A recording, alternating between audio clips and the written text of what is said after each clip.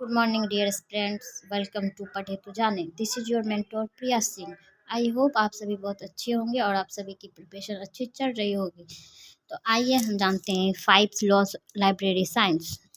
इससे पहले के क्लास में हमने डॉक्टर एस रंगनाथन के बारे में जाना था. अब हम जानेंगे उनके 5 laws of library science by doctor S Ranganathan. 5 laws of library science doctor Ranganathan के द्वारा दिया गया है. इसे written preface PS Shiva Swami Iyer ने किया है. इंट्रोडक्शन WCB सेट्स ने दिया है. इंट्रोड्यूस्ड हुआ था 1928 में, लेकिन पब्लिश इसे 1931 में हुआ है. First laws relation doctor Edward B Rose, जो कि आप जानते ही हैं डॉक्टर एस रंगनाथन के गुरु थे. 5 laws. Books for all. Every reader's his her book. Every book its reader. Save the time of the user. The library is a growing organism. 6th law. Every reader his library. 7th law. Every writer his contribution to library. 6th law किसने दिया है? तो James are rating ने. 7th law crewman and पैक्रोनिन पैवी ने दिया है. 5th law publish सबसे पहले कहाँ हुआ था? तो मद्रास लाइब्रेरी एसोसिएशन में. मद्रास लाइब्रेरी एसोसिएशन की स्थापना कब हुई? तो 31 जनवरी 1928 में. 5th लॉ रिप्रेजेंट सबसे पहले कहाँ हुआ था? तो मीनाक्षी कॉलेज में हुआ था 1928 में, इन अन्नामलाई नगर. इम्प्लीमेंटेशन जानेंगे अब हम 5 लॉज के उपयोग. फर्स्ट लॉ आप लोग जानते ही हैं, बुक्स फॉर ऑल. तो बुक्स फॉर ऑल जो होता है वो library location, library hour, library furniture. तो लाइब्रेरी लोकेशन, जैसे कि हम कहीं पब्लिक लाइब्रेरी बना रहे हैं, उसकी लोकेशन सही होनी चाहिए, बीच में होनी चाहिए, जैसे किसी सेंटर में होनी चाहिए, ताकि सभी के लिए दूरी एक्सेसिबल इक्वल हो. Library hours. तो लाइब्रेरी आवर्स से मतलब है कि जैसे कि आप कॉलेज के स्टूडेंट हैं तो कॉलेज आवर्स होते हैं, तो लाइब्रेरी ओपन होने चाहिए कॉलेज आवर्स के बाद भी. Library furniture.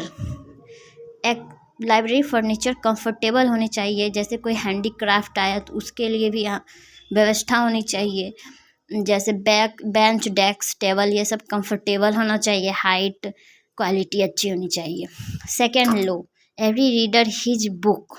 प्रत्येक पाठक को उसकी बुक मिले, इसके लिए obligation of the state government. Obligation नैतिक कर्तव्य बनाए राज्य सरकार द्वारा. Obligation of the library authority. Library authority के द्वारा भी ये सब कर सकते हैं. Responsibility of library staff. Staff की भी कुछ जिम्मेदारियां होती हैं. सेकेंड लॉ को इम्प्रूव करने में पाठक की भी बहुत अहम भूमिका होती है, जैसे कि आप responsibility of library readers and users. कुछ यूजर्स होते हैं जो लाइब्रेरी की बुक्स को, पन्नों को फाड़ देते हैं, चोरी कर लेते हैं. ये सब नहीं होना चाहिए. Responsibility of readers and users.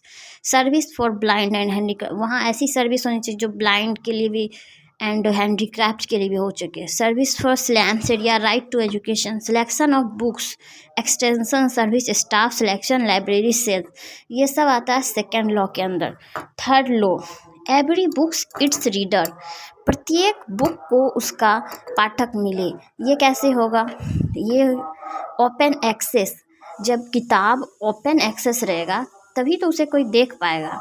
जब उसे कोई देखेगा तो प्रत्येक बुक को उसको एक चांस मिलना चाहिए. वेल ऑर्गेनाइज्ड होना चाहिए, जैसे सेल्फ अरेंजमेंट होना चाहिए. डिस्प्ले ऑफ बुक होना चाहिए. बुक क्लासिफिकेशन एंड कैटलॉगिंग होनी चाहिए सुव्यवस्थित रूप से. कभी कभी ऐसा होता है कि जो बुक को हम लोग देखते हैं, उसको राइटर उसका पढ़ते हैं, फिर हमारा मन करता है पढ़ने का, तो ओपन एक्सेस होना चाहिए. तो थर्ड लॉ है, तो वो थर्ड लॉ ज़्यादा झुकाव है बुक्स के प्रति इसका. Fourth law. Save the time of user. Time का यूजर कैसे सेव करे? तो circulation, issue of method, reference services, centralise prenatal cataloguing, stack room guides, classified arrangement. तो आप यहाँ थर्ड लॉ और फोर्थ लॉ के डिफरेंस को समझ सकते हैं. क्लासिफाइड अरेंजमेंट है, वहाँ सेल्फ अरेंजमेंट है. तो इशू मेथड, पहले बुक इशू करने के लिए हमें कॉपी पेन बुक ये सब चाहिए था, पर अब तो डिजिटलाइजेशन हो चुका है तो हमें सहूलियत होती है. तो फिफ्थ लॉ है आपका, the library is a growing organism. हमारे जो रंगनाथन सर थे वो लाइब्रेरी को ऑर्गेनिज्म से कंपेयर किए हैं। ऑर्गेनिज्म मीन्स जो ग्रो करता हो, एक्सटेंशन हो जिसका।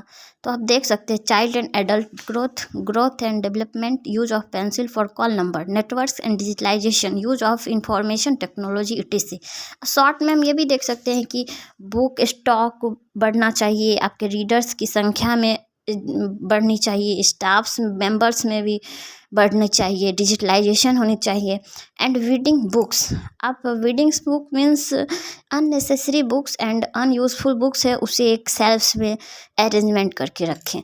तो आज के लिए इतना ही। इन तक वीडियो देखने के लिए thank you. Please like and share.